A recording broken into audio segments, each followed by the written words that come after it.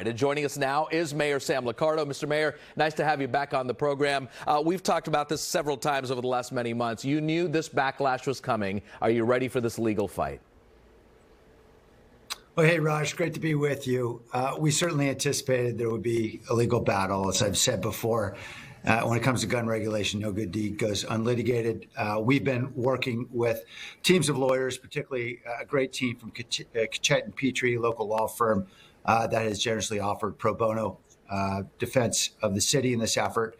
And we're confident this is constitutional and we're going to prevail. You're a Harvard-educated lawyer, I believe. Is this a winnable legal fight for you? Meaning, my question is, will this be a reality come August when this is supposed to take effect?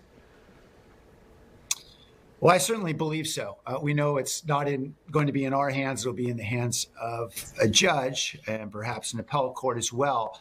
But we know that there have been taxes and fees on guns and on bullets that are sold in this country since roughly 1919. So it's nothing new that there might be a fee attached to gun ownership or the use of guns. Does this seem to penalize, and I know your critics pointed this out as well, seem to penalize the legal and law-abiding gun owners and not the criminals? No, I think that's a very narrow view of the nature of gun harm in our community and throughout the country. What we know is that the majority of deaths that are inflicted by firearms are in fact suicides, not homicides.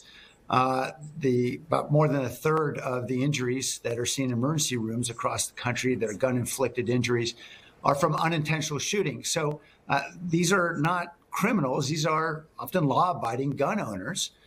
Yet the harm is felt throughout the country every single day. And in families, they're devastated by the loss of loved ones or very serious injuries.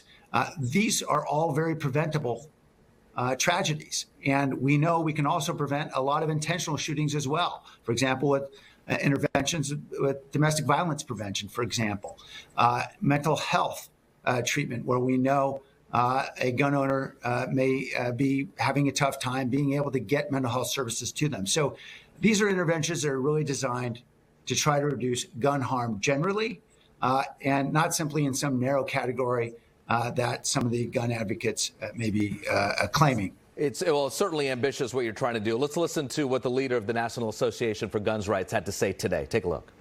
Does anybody think a murderer is right now checking to see if his homeowner's policy covers his activities and the possession of a firearm?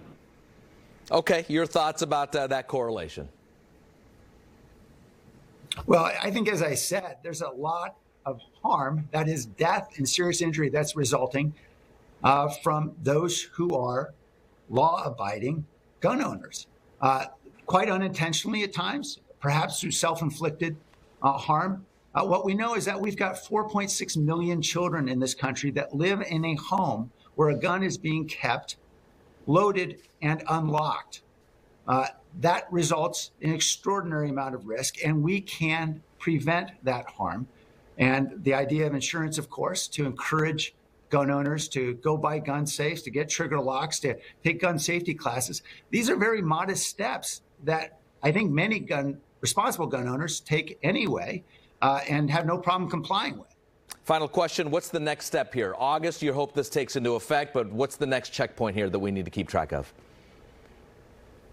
Well, we'll certainly have hearings at the council as we shape the regulations that will implement this ordinance. And then, of course, there'll be court hearings over the litigation.